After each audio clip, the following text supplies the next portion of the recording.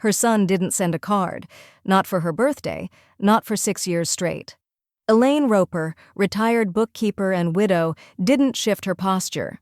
Instead, she filed a motion that stripped him of every financial control he thought was his by default. By Thursday, his business accounts were frozen, his brand collapsing in silence. She'd been his silent investor once. Now, she was the ledger's final voice. And when the lawyers called asking why, her paperwork answered clearly. He never said thank you. All right, before we dive into this crazy story, do me a favor. Subscribe and tell us where you're watching from. Elaine Roper sat at the edge of the worn dining chair she'd owned since the 90s, its cushion a bit sunken but still comfortable. Her hands rested politely in her lap, fingers stiff from decades of bookkeeping, but still elegant in their precision. The late afternoon sun bled through the vertical blinds, cutting amber stripes across the dining table, where a single gift sat waiting in a nest of unnecessary tissue paper. It was a pale, blush-colored designer box, the kind that usually held overpriced candles or minimalist vases. Nothing inside it rattled when she gently lifted the lid. It was empty. From across the table, Callie grinned like she'd nailed a punchline. "It's the aesthetic that matters these days," she chirped, brushing her highlighted hair back with perfectly manicured fingers. "It's about the experience, not the stuff." Elaine's eyes lingered on the box for a beat longer. She didn't flinch, just replaced the lid carefully, like it might still break. "Looks expensive," she said softly, setting it aside. Max, 17 and barely looking up from his phone, offered a casual, "Nice box, though." He meant it kindly, in the way teenagers often did, distracted, but not malicious. Jordan, her son, didn't say anything at all. He'd spent most of lunch talking about his new scale-up strategy, something about pre-seed venture dilution and international licensing. He hadn't asked once how Elaine was doing, not even when she'd brought out the lemon bars he used to love as a kid. Now, he was leaning back, smug in his tailored button-down, sipping an iced matcha Callie had brought in from some Scottsdale cafe. He glanced at the box, then at his mother, and smiled like a CEO who delivered on a marketing promise. Elaine gathered the plates without a word. The clink of forks and dishes into the sink was the only sound for a while, except for Callie scrolling and Max tapping out a text. No one offered to help. No one noticed that her hands trembled just slightly when she rinsed the glasses. Later that night, after they left, not with hugs but with hurried waves and shallow promises to do this again soon, Elaine sat at the kitchen table again. The designer box still sat in the center, smug and pristine. She turned it slowly in her hands, then dropped it into the trash with a thud that echoed louder than it should have. Cheryl arrived 15 minutes later with a bottle of her favorite boxed Pinot and a pint of Rocky Road. "You knew they wouldn't bring anything," Cheryl said, kicking off her sandals and settling in. "But an empty box? That's new." Elaine didn't answer right away. She peeled back the foil on the ice cream and handed Cheryl a spoon. "That's 6 years," Elaine finally said.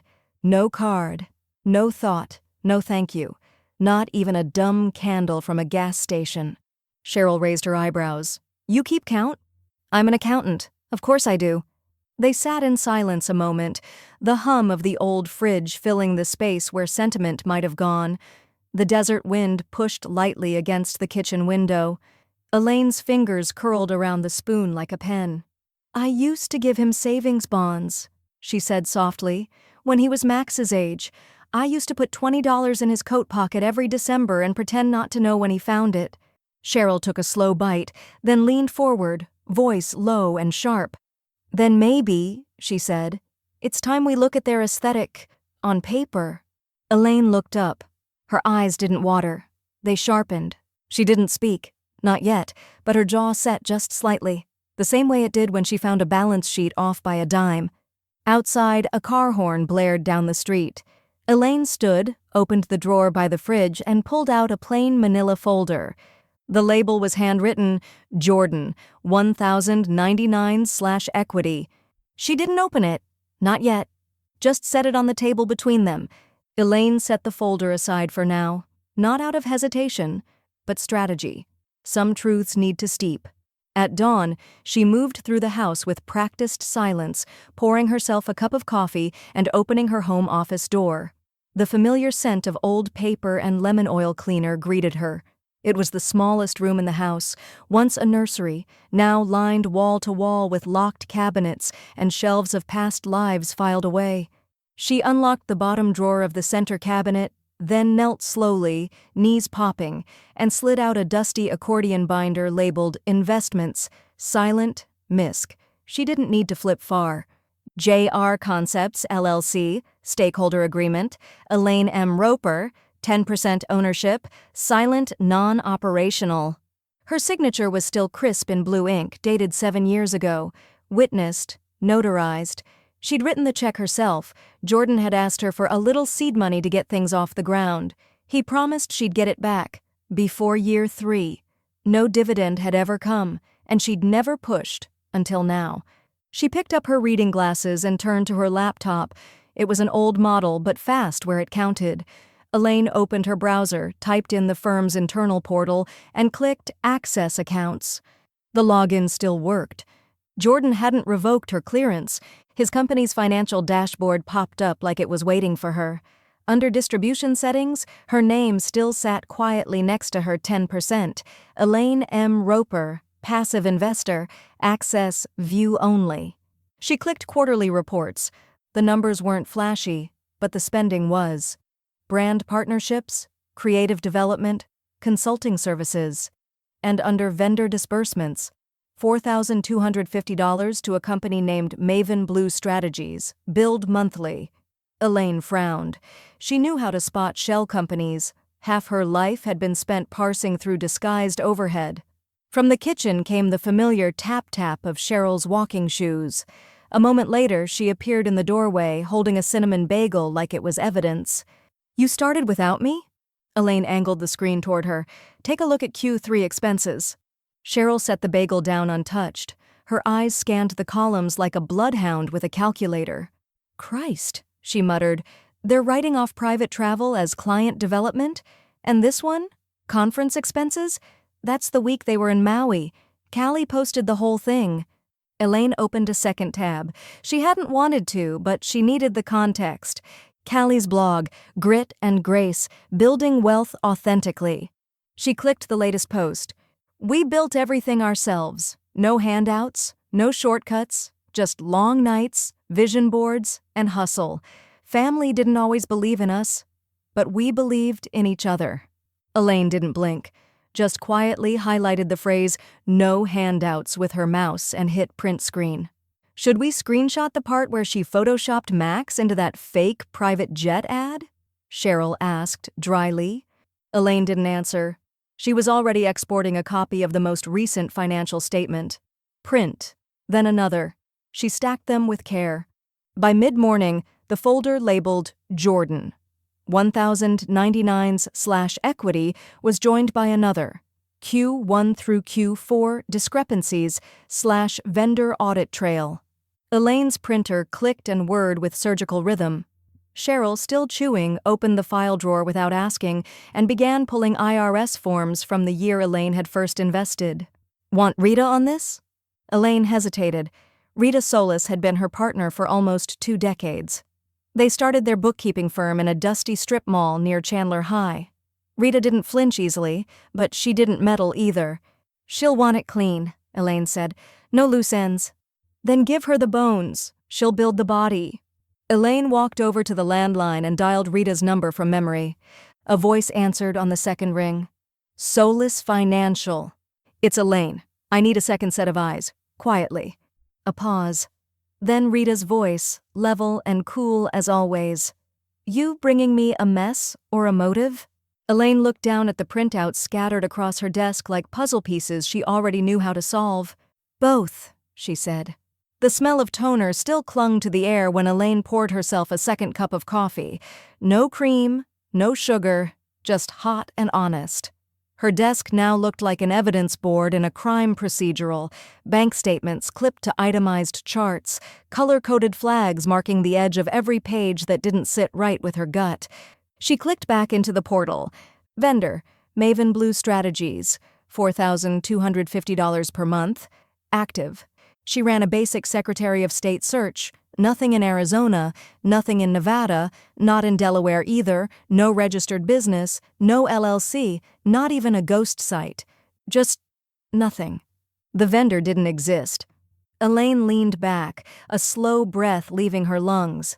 She didn't sigh. She never sighed. It was just data, and data had structure, unlike whatever house of cards Jordan had built on this mess. Her phone vibrated with a soft buzz. Rita Solis. Text message.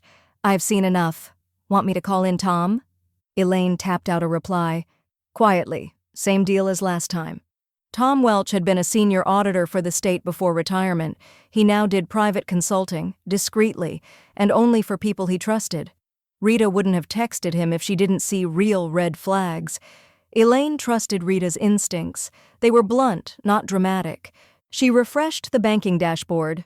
A series of transfers popped up under reimbursements, itemized vaguely as miscellaneous travel and staff bonuses. Dates spanned from April to December, $18,912, not linked to any employee on record, no names, no receipts. Elaine opened a spreadsheet and began typing possible undocumented transfers, suspicious, Maven Blue, unverified vendor, Q2, Q4 discrepancies, bonuses equals $18,912. Audit probability, high. Cheryl passed behind her, holding a fresh, sticky note scribbled with another name, Holtzman Creative, LLC. She'd found it buried under the web branding category. Another shell? Elaine took it without a word. On the living room TV, muted but visible, Callie's face beamed across a perfectly lit Instagram live replay. We believe in building generational wealth from the inside out. No excuses, no distractions, just alignment with our purpose. Her voice was syrupy, her face filtered. A faux fiddle leaf fig plant swayed in the corner of the frame like it had grown roots in pretend soil. Elaine stared at the screen for a long moment, then clicked the tab closed. That afternoon, Max dropped by unannounced. He didn't say much, just plopped into the armchair with a Coke and his hoodie pulled halfway over his face. Elaine handed him a napkin and a slice of banana bread. The room was warm, the air thick with something unspoken. He took a bite and mumbled through it. Mom said you've been looking through old stuff. Elaine stayed seated at the desk. Just organizing. Max nodded, chewing slowly, then quieter. She's been kinda stressed. Elaine paused. Then, I used to buy your dad socks every Christmas. Just plain cotton ones, white with the gray heel. He used to say thank you. He'd wear them around the house with holes in the heel until I got him new ones. Max blinked, unsure whether that was a story or a signal. Are you okay, Grandma? Elaine finally turned to face him. Her expression was calm, measured, but there was something glinting underneath. Not grief, not rage. Clarity. Better than they are, she said. Max studied her, then nodded once. He didn't ask more. Teenagers don't press the people who keep their secrets. After he left, Elaine opened her drawer and pulled out an old leather-bound planner.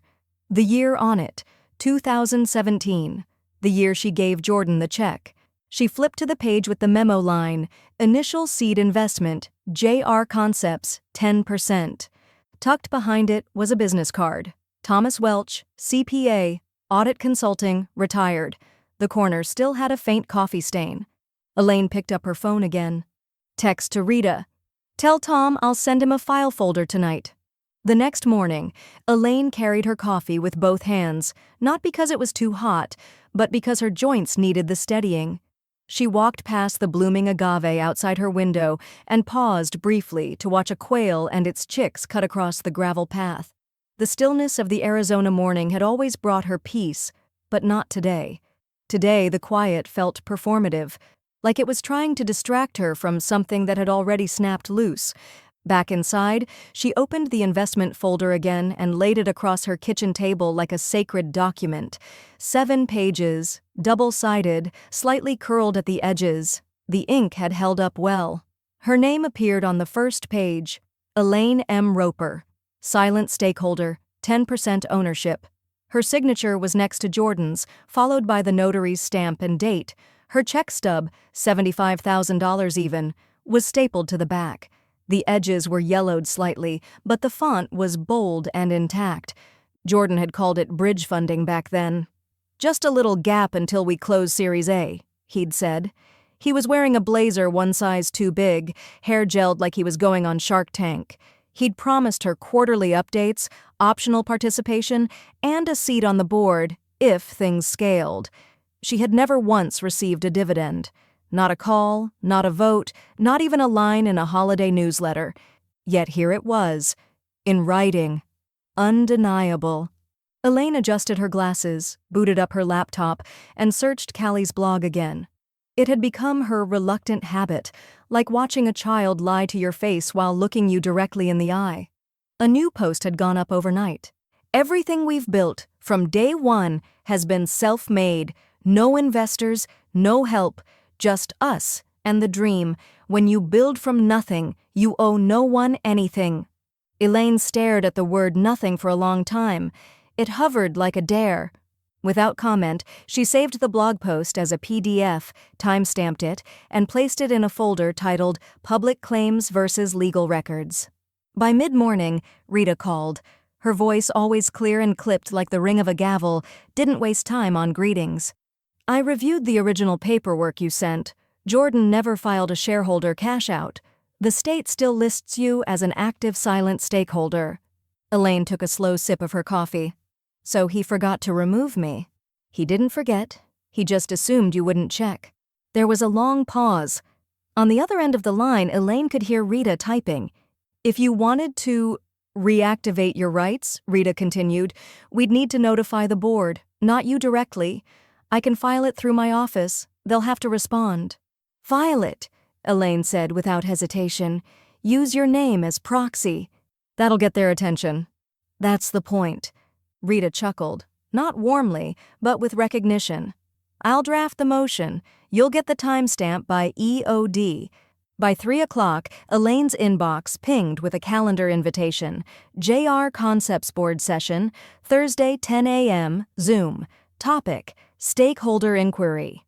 The invite came from an address she didn't recognize, likely Jordan's new assistant, young and unaware that she'd just handed the fox the keys to the hen house.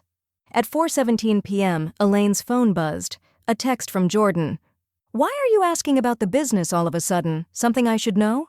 She let the message sit, not out of spite but calculation. Then, with the same steadiness she'd once used to prepare balance sheets by hand, she typed, "Just reviewing my portfolio, like real CEOs do." She put the phone down, stood up from her chair, and went to the window. The sun had begun its slow descent, casting long golden stripes across her lawn. The air outside shimmered slightly in the heat, and somewhere down the block a sprinkler hissed into life. Elaine didn't feel triumphant. She didn't feel vengeful. She felt centered. Her name had been left out of the story they were telling, but not out of the ledger. She returned to her desk, placed the original documents in a fireproof folder, and slid them into her lockbox. Elaine arrived at her office earlier than usual that morning, not because anything urgent was pending, but because she wanted the quiet. The kind of quiet that lives in fluorescent lights before they fully warm up, and in the low hum of a printer spooling before it starts to work. She unlocked the bottom drawer of her desk, retrieved a black pen, and placed it gently beside a 2-page legal document that Rita had emailed over at dawn. At the top of the first page, "Motion to remove Jordan Roper, primary signatory/operational authority, JR Concepts, LLC." Her name appeared just below Rita's as co-filer, along with her ownership stake, still intact, still enforceable. Legally, the board was required to acknowledge the motion. Practically, they weren't prepared for it. Elaine adjusted her glasses and read every word, twice, not because she doubted it, but because she respected it. Then she picked up the pen and signed with the same crisp, unshaken handwriting she'd used her entire life. It was not a revenge signature. It was a reconciliation signature between who she'd become and what she'd let slide. Once filed, the motion was immediately binding pending response. Rita had already CC'd the firm's registered agent, compliance counsel, and a quiet contact in the Arizona Department of Financial Institutions. Elaine clicked send on her copy. The cursor spun briefly, then stilled. Done. A minute later, Cheryl appeared in the doorway holding 2 cups of coffee, one for her, one for Elaine. She didn't need to ask how things had gone. She just raised her cup and said, "File sent to the compliance unit. Clean and sealed." Elaine took her cup, still warm. "Thank you." "Didn't do it for you," Cheryl said. "Did it for dignity." They sat side by side for a few minutes, the only sound being the soft tick of the wall clock and the occasional scuff of Cheryl's orthopedic soles against the floor. Then, a notification pinged on Elaine's laptop. Live Callie Roper, Let's Talk Financial Freedom, Q&A, now streaming. Without a word, she clicked it open. On screen, Callie's face filled the frame in soft lighting, hair styled into an effortless wave, teeth bright and symmetrical. Behind her sat a curated backdrop, fake succulents, designer books, a neon sign that read Boss Energy. "I just want to say," Callie began, all teeth and conviction, "financial freedom is something you build, not inherit. We've never relied on handouts. Every piece of our business was built brick by brick, moment by moment, fueled by grit and belief." Elaine took a long sip of her coffee and let the words slide past her like bad weather. Cheryl, standing behind her, crossed her arms and muttered, "That woman wouldn't know a ledger from a latte."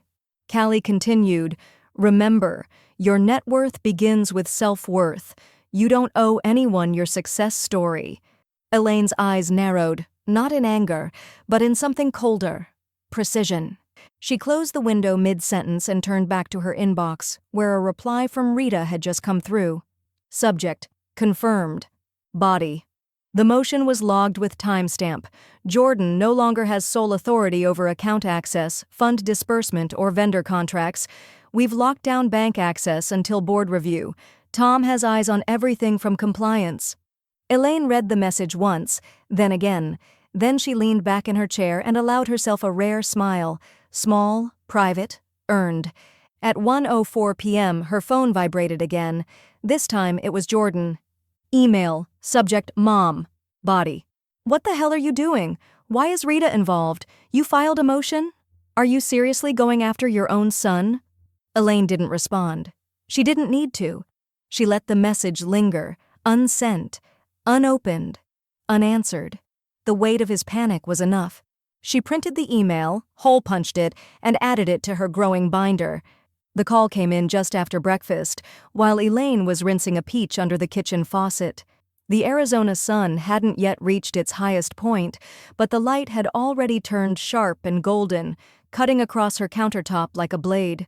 She dried her hands calmly, let the phone buzz 3 times, and answered with a practiced stillness. "Elaine Roper," she said.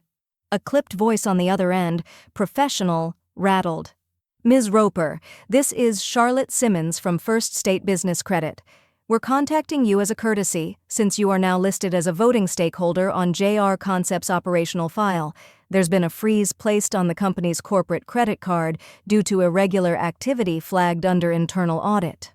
Elaine said nothing at first. She allowed the silence to stretch, just enough for the caller to fill it.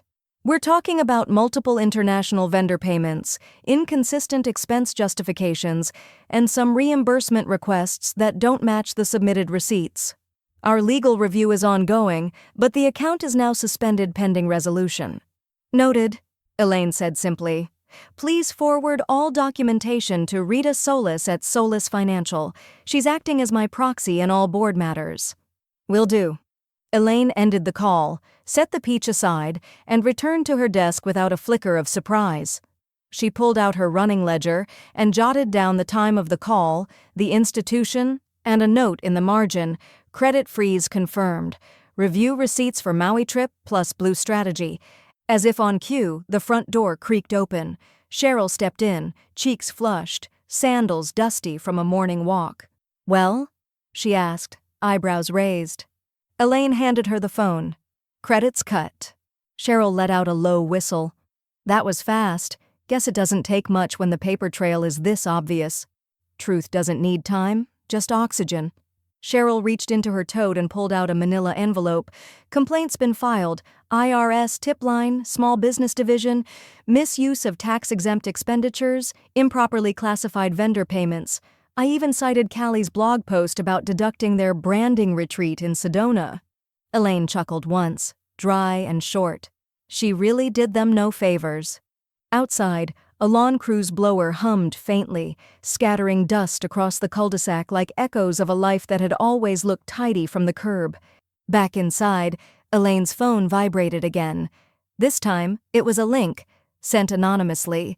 Instagram @CallieCreates, story unavailable. She clicked anyway. The page had gone dark. No reels, no daily affirmations, no curated product placements or faux casual captions about manifesting equity. Just a blank profile photo and a single post.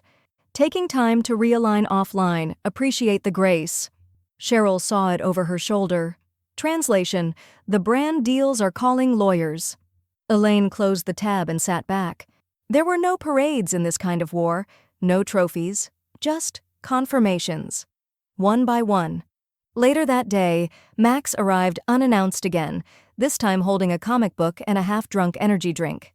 He didn't sit right away, just stood in the doorway of her study, watching her quietly sort a pile of printed statements into labeled binders. "Mom's quiet today," he said, not quite looking at her. "Dad's been on the phone all morning." Elaine kept organizing. Sometimes silence is volume. Max stepped further in. "Did you do something?" Elaine stopped then. Looked up slowly. Her eyes, behind her glasses, were calm but firm, the same way they'd looked when she taught him how to balance a savings sheet in middle school. She rose, walked over, and hugged him. A full, firm hug. Not grandmotherly, but grounding. "I did the books, sweetie," she said softly, against his shoulder. Nothing more. He didn't answer, but he didn't pull away either. As he left a few minutes later, gently closing the door behind him, Elaine returned to her desk. A new message had arrived. From Rita Solis. Subject: cash flow. Body: they're bleeding, quietly but badly. No runway left by end of month. You want to pull the cord? Elaine didn't answer right away.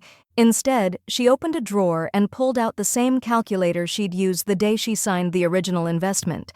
She turned it over in her hand, feeling the slight chip on the left side. The memory of Jordan, age 11, learning decimals beside her, came and went like a passing scent. The next morning, the desert light came in softer than usual, filtered by low clouds that threatened rain but delivered only shadow. Elaine stood at the kitchen counter in her robe, stirring a cup of instant oatmeal, her eyes fixed not on the food but on the manila folder lying open beside her. It was the kind of morning that didn't rush, and neither did she. Inside the folder were 3 documents.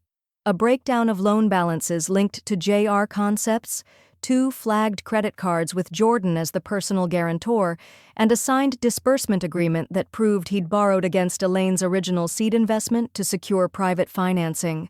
The arrogance was there in plain print. He'd gambled borrowed money on the illusion of ownership without ever owning anything outright. Elaine clipped the pages neatly together and scanned them into a PDF. She didn't need to dress up the facts. They dressed themselves. By 9:17 a.m., the file had been forwarded to their business bank with a short, clinical note.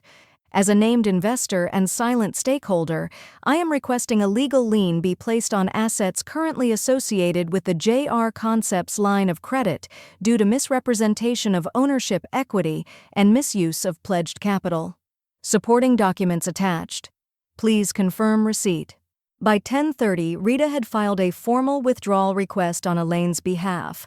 Full extraction of the original $75,000 principal, plus accrued interest calculated at 5.2% over 7 years, and even $103,860.24. They were no longer playing the long game. They were collecting. The lien was processed by noon. Elaine was placing new labels on her financial archive shelf when the doorbell rang. She froze, just for a moment, not in fear, but in recognition. Some footsteps are too familiar to mishear. When she opened the door, Jordan stood on her porch, sweat dampening his collar despite the overcast sky. He wasn't dressed for business, No blazer, no affectation, just panic, poorly disguised by volume. "You put a lien on the company?" he barked. "Are you insane?" Elaine didn't move from the threshold. "No," she said. "I'm meticulous." "You're ruining us." She tilted her head slightly, as if considering the claim. "No, Jordan. You did that.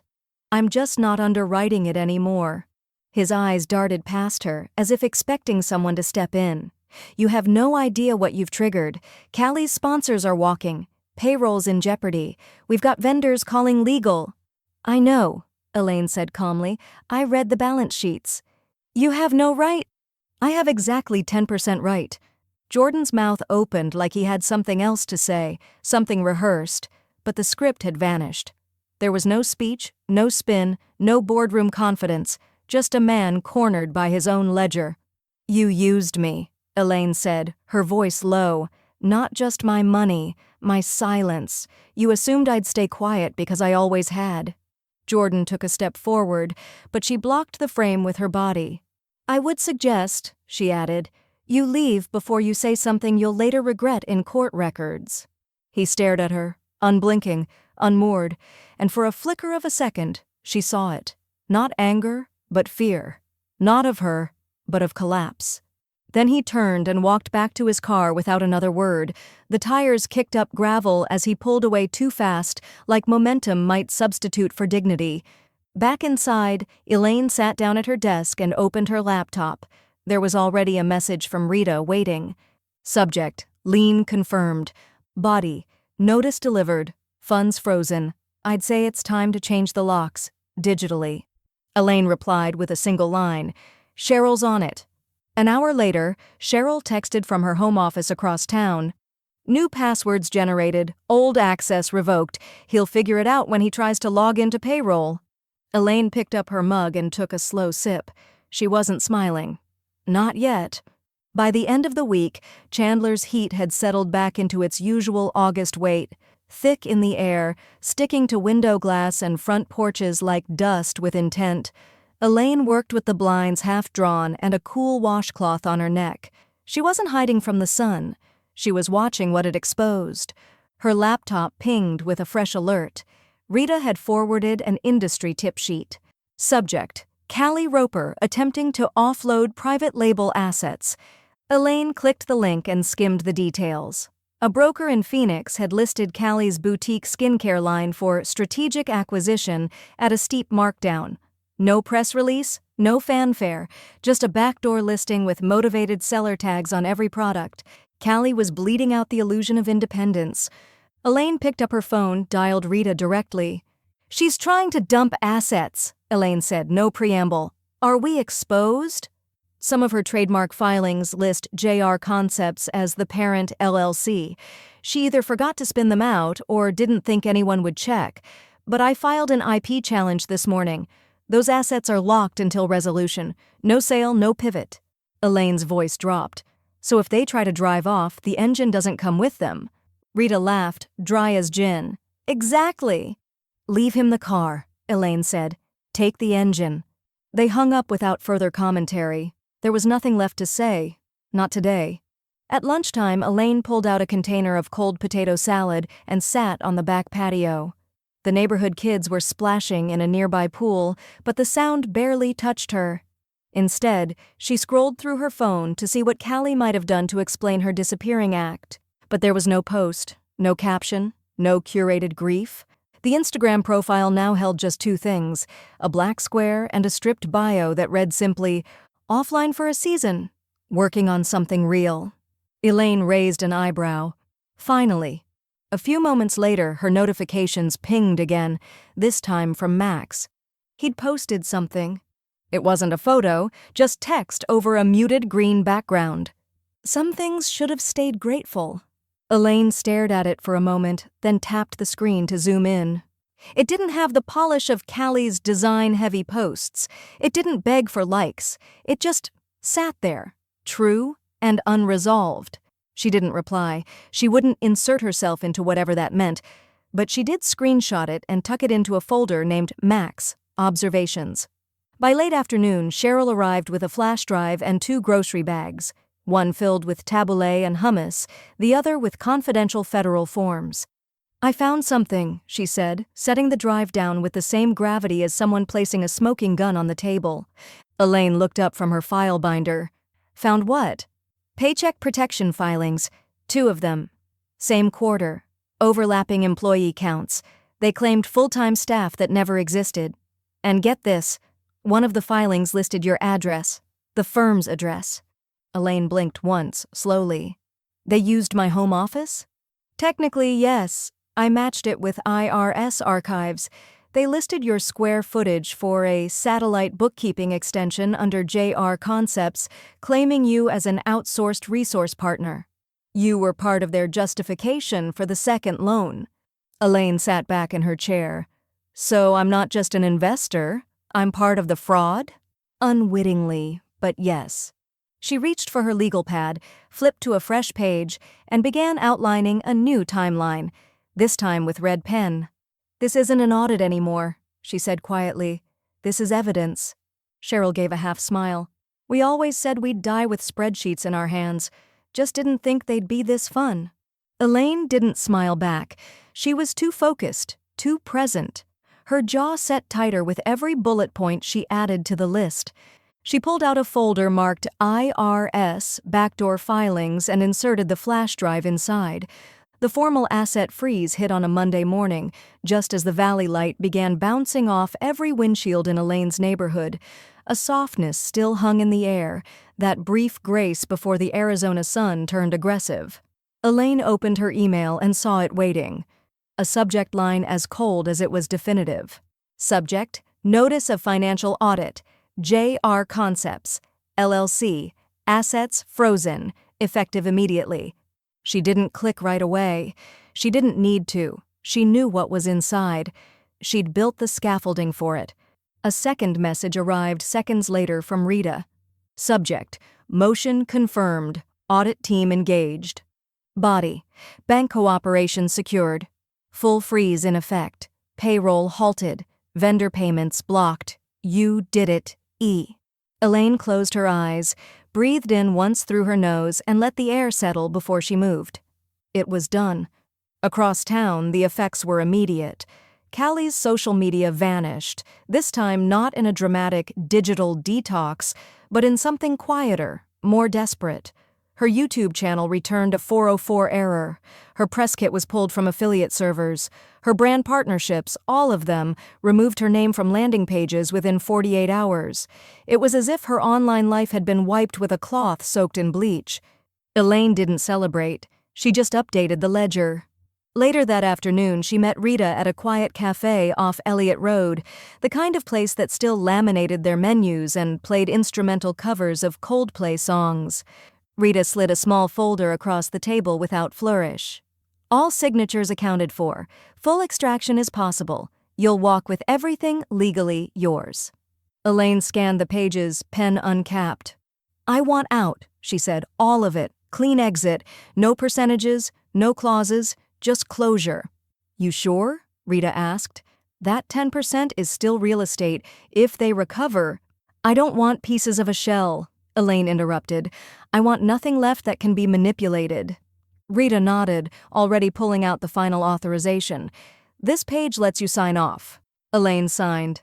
"Done," Rita said and leaned back. "Now you've got clean books." Cheryl joined them halfway through the coffee refills.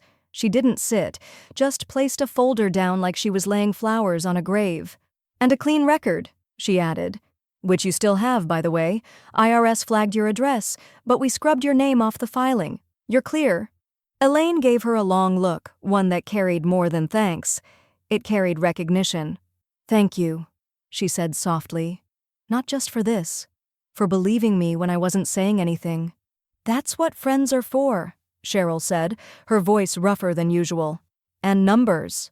Elaine updated her living trust the next morning. The air in her home felt different now. Less weighted, less like the walls were listening. Her lawyer, a quiet man with round glasses and the soft demeanor of a librarian, asked no questions as she changed the beneficiary structure. Max would get a dedicated education fund, irrevocable, disconnected from his parents, protected. The rest? designated for community development, local nonprofits, literacy grants, scholarships for kids who didn't have an Elaine in their corner. That evening, Max showed up just after sundown. He didn't knock. He'd learned by now he didn't have to. Elaine was in the kitchen, slicing plums and boiling water for tea. He stood in the doorway, hands in his hoodie pocket. "I saw what happened," he said. "Dad's been yelling at the walls. Mom's not talking. It's like everything just cracked." Elaine turned slowly, wiping her hands on a dish towel. Max's voice dropped to a whisper. "Did you do this to hurt them?" She looked at him for a long time, the way you look at someone not to assess, but to prepare them for something they may not be ready to carry. "No," she said finally. "I did it to end the pretending, for all of us." Max didn't reply. Not right away. But after a moment he nodded once, the kind of nod that belongs to someone who knows there's more to understand and will take the time to understand it. Elaine stepped forward and touched his shoulder gently. "Your parents told a story. I just added footnotes." The envelope arrived on a Thursday, tucked neatly between a grocery circular and an oil change coupon, the kind of ordinary placement that belied its weight. Elaine stood at the mailbox longer than usual. The sun had already passed its punishing peak, but the metal still radiated heat against her palms. She didn't rush. Instead, she walked slowly back to the house, the envelope clutched in one hand, unopened.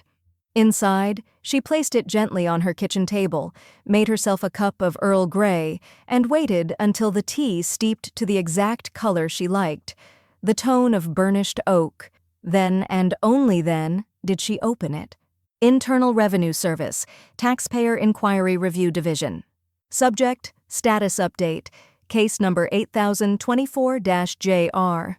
Her eyes scanned the letter once, twice, then a third time, more slowly. She folded it neatly and set it aside. No findings, no penalties, no liability. Her records had been reviewed and cleared. She wasn't even required to testify. Cheryl had been right. Her ledger was clean.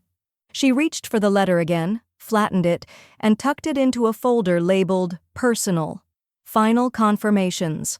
Then, in a completely separate folder, unmarked, kept beneath the floorboard in her study, she filed a different letter, one she'd printed days earlier but hadn't sealed. To whom it may concern, Jordan Roper is hereby in breach of multiple fiduciary agreements, investor disclosures, and federal small business loan conditions. But she wouldn't need to send it now. That burden had already shifted hands, to the agencies now involved, to the accountants reviewing his amended returns. Later that afternoon, while rearranging her budget files, she paused beside the small community grant binder she kept tucked beneath the corner shelf. It wasn't part of her official records, just something she'd maintained over the years, ideas, earmarks, models for rotating scholarships. She pulled it out and opened a new page. Donor name, Elaine M. Roper. Amount, $10,000.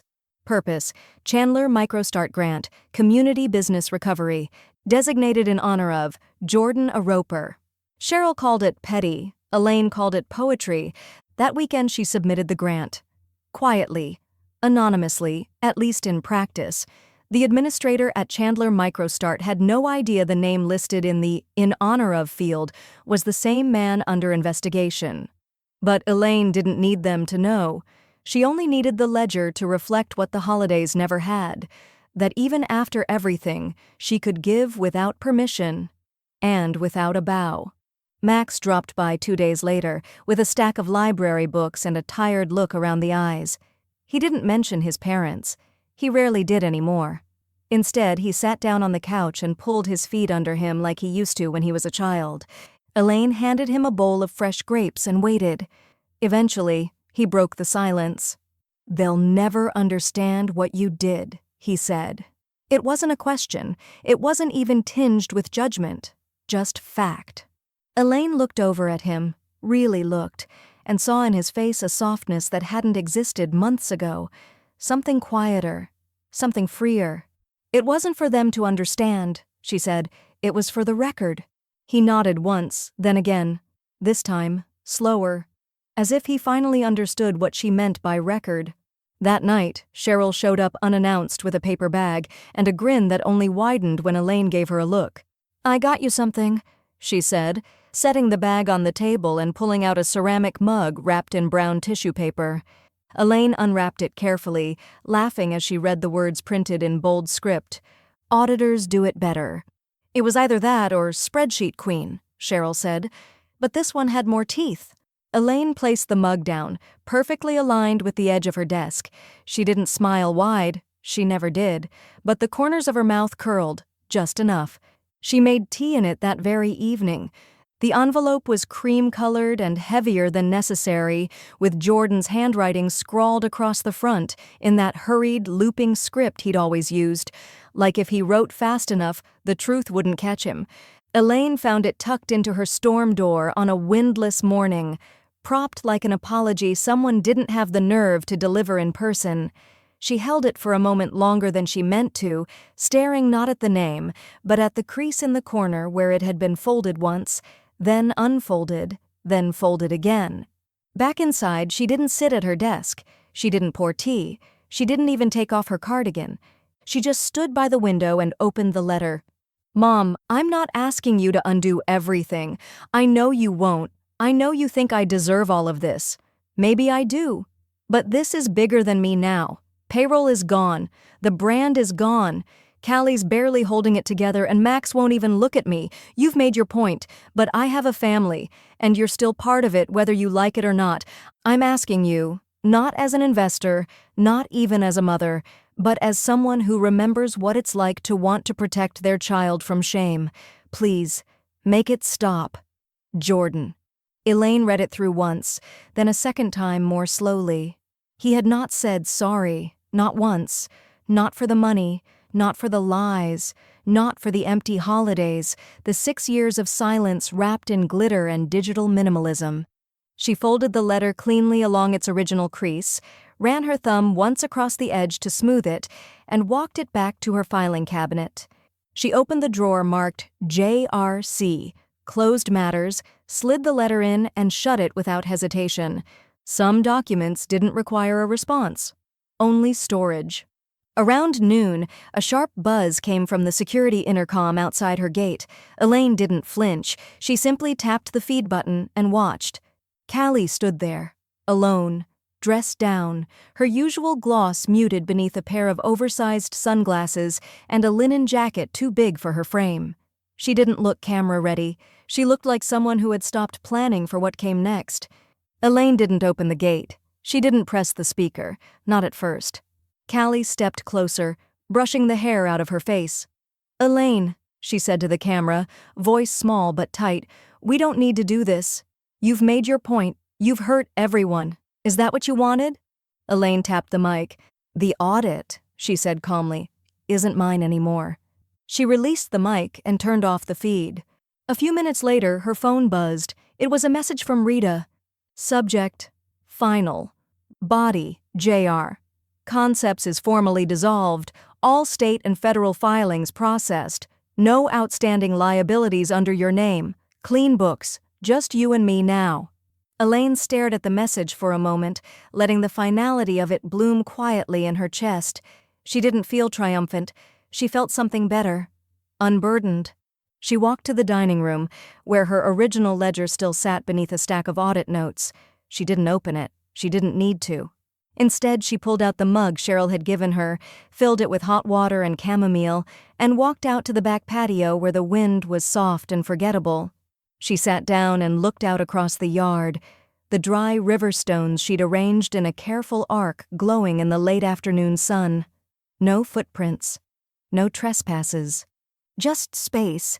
The knock at the door came just before dusk, gentle and unhurried, like someone knocking on purpose, not out of urgency. Elaine opened it to find Max standing there in a plain t-shirt and jeans, no hoodie this time, no headphones looped around his neck. He looked taller than she remembered, not physically, but in how he stood, straight, more grounded. "I brought my laptop," he said. "And that budgeting sheet you gave me. I think I messed it up." Elaine smiled, not wide, but deep. "Then let's fix it," she said, stepping aside. He followed her into the study where the evening light poured over the wooden desk like melted bronze. Everything was in order, binders closed, files aligned, plants watered. But one object sat out, as if waiting. The old ledger. Its leather cover was worn to softness, the corners slightly bent from years of use. Elaine had cleaned it the day before, not because it needed it, but because it deserved to be handled with respect. She gestured to the seat beside her. Max dropped his backpack on the floor and sat, his palms flat on the table like he didn't want to leave fingerprints. Elaine opened the book slowly, revealing page after page of handwritten entries, each in her crisp mathematical penmanship. Notations of every kind, grocery tallies from the 90s, a loan she once co-signed for her sister, the first $75,000 investment to Jordan with its projected ROI annotated in red. "This," she said, tapping gently on a yellowed page, "is what real accountability looks like." Max leaned in, eyes scanning the columns. "You use this for everything?" "I still do," Elaine said. "I trust paper more than promises." He nodded. "It's cleaner than I expected." Elaine smiled again. "That's the point." She flipped to a fresh page, pulled a blank deposit slip from a drawer, and placed it next to the ledger. "Open it." Max looked at her, confused. She nodded toward the slip. "Your name's on it. Routing number and account set up last week. A starter investment. Yours. Not tied to them. Not conditional. Not symbolic. Real." Max stared down at the slip. His name, in clean black print, sat at the top. He ran his finger over it like it might fade. "I don't know what to say," he murmured. "You don't have to say anything," Elaine replied. "But you do have to learn how to protect it." From the other side of the desk, she slid over a short balance sheet. Simple, structured, color-coded. "I want you to build this line by line. Not as a test. As practice. This is how you account for what's yours." He studied the sheet carefully, brow furrowing in focus. Elaine stood, walked to the small file cabinet in the corner, and pulled out a thin manila folder. Inside was a printed offer, unsigned but waiting. She handed it to him. "Rita wants to bring you in. Internship. Just 2 afternoons a week to start. Entry-level work, but real clients. She says you've got the brain for this." Max blinked. "She said that?" "She doesn't flatter," Elaine said, "which is why it means something." He looked back down at the sheet, then the ledger, then the account slip again. A silence hung between them, not heavy, not awkward, just full. "I think," he said finally, "I think I finally get it." Elaine didn't answer. She just turned the next page of the ledger and held out the pen. Max took it. The notary arrived at 10:05 a.m. wearing a navy suit and a kind smile. He didn't ask questions. He didn't need to. Elaine had already prepared everything, each signature tab aligned, every clause reread twice the night before. They sat at her dining table, the light filtering through the gauzy curtains in strips that fell neatly across the signature lines. She signed with a pen older than Max, smooth, weighted, honest. At the bottom of the last page, termination of financial rights, Jordan Roper, all holdings, licenses, residual claims, void. The notary double-checked the stamps, nodded, and stood. Elaine walked him out with a brief thank you. As she closed the door behind him, she stood for a moment in the entryway, hand resting on the frame, breathing in the quiet like it was something she could finally afford. In her study, her laptop chimed with the confirmation Rita had promised. The trust was updated, fully executed. It no longer resembled the one Elaine had written nearly a decade ago. 90% of her estate was now divided between Chandler MicroStart, a local literacy nonprofit, and Max's Irrevocable Education Fund. 10%, unassigned, discretionary, marked only as emergent community response. That was the word she'd added with intention. Not emergency, not charity. Emergent, for when the next person needed a way out before the damage was irreversible. Rita had highlighted the change in her signature blue ink and added a post-it that simply read, "Nothing left to contest. You built it that way." Elaine responded by phone. She didn't ask for a recap. She didn't need assurance. She just said, "Leave nothing behind they can mismanage." You already didn't, Rita replied. Now it's just math. By late afternoon, the house had settled into its usual hush. No deliveries, no buzzing intercoms, no more certified letters left at the threshold. The silence wasn't empty now. It was earned. Her phone rang once more around 5:40 p.m. Unknown number, but the area code was local. Voicemail. Elaine listened on speaker while sorting receipts into the archive box she kept in the hall closet. Voicemail transcript. Ms. Roper, this is Alan Chan, representing Jordan Roper regarding remaining claims to dissolved holdings under JR Concepts. We're requesting a conversation regarding residual interest, possibly a mediation opportunity. Please call at your earliest convenience. She deleted it without a second thought. From the doorway, Cheryl leaned in, holding 2 iced teas and a smirk that barely passed as polite. That him again? Elaine nodded. Cheryl placed 1 glass beside her. You gave him 6 years, he gave you none. Keep deleting. Elaine didn't reply. She just sipped the tea and turned back to her spreadsheet. That night, she logged into her online banking for the first time in days, not because she was nervous, because she was finally ready. Her account had stabilized. No odd movement, no flags, no withdrawals she didn't authorize. Clean, level, unbothered. She refreshed once, just to see it hold steady. And it did. Max texted her not long after. Max, finished my balance sheet. You were right, the numbers don't lie. She replied with a single period. He'd know what it meant.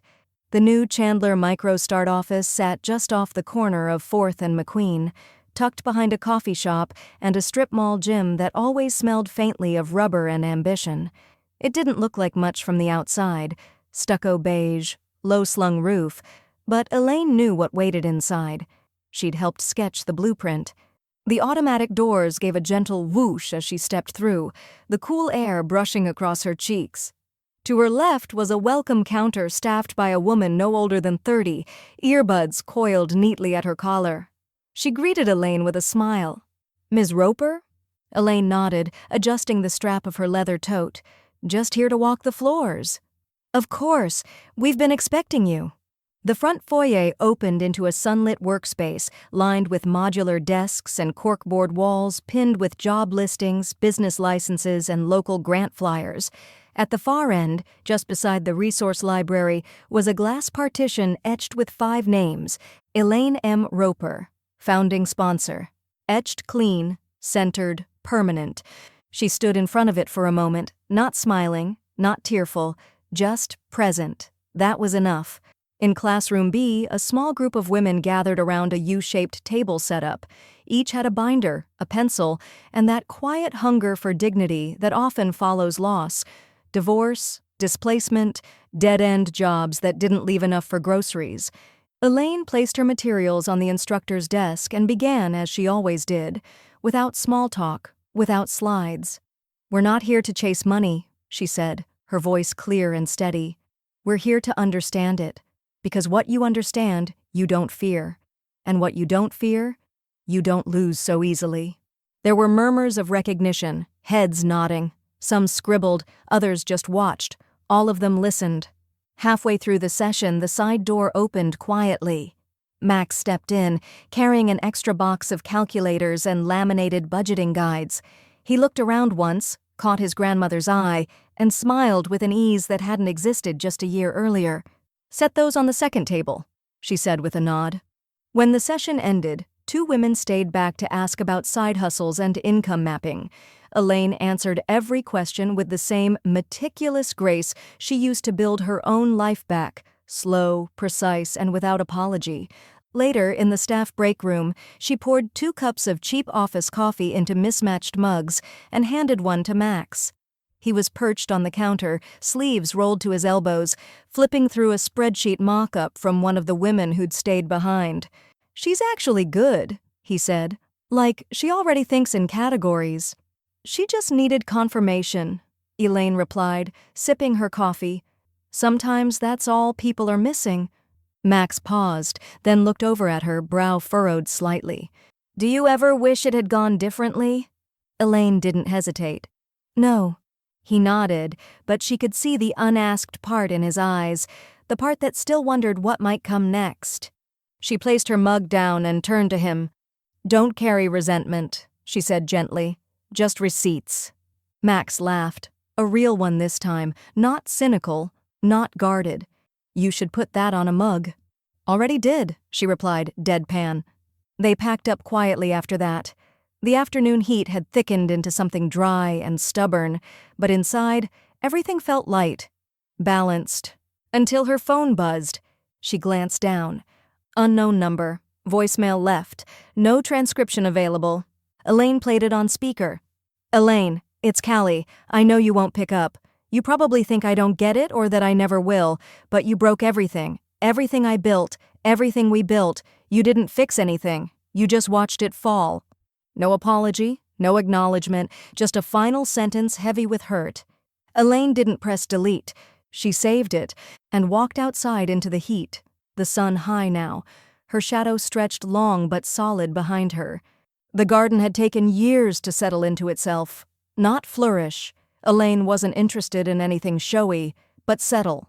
Stones placed with intention, desert lavender lining the fence, a single mesquite tree leaning gently to the east, casting enough shade for 2 chairs and a side table. Elaine sat in one of those chairs now, a tall glass of iced tea sweating beside her elbow, her legs stretched comfortably in linen slacks. Rita sat across from her, shoes off, ankles crossed. Cheryl took the middle seat between them, eating a lemon bar she'd brought in wax paper from the bakery near her place. They didn't talk much. Not anymore. The space didn't need to be filled.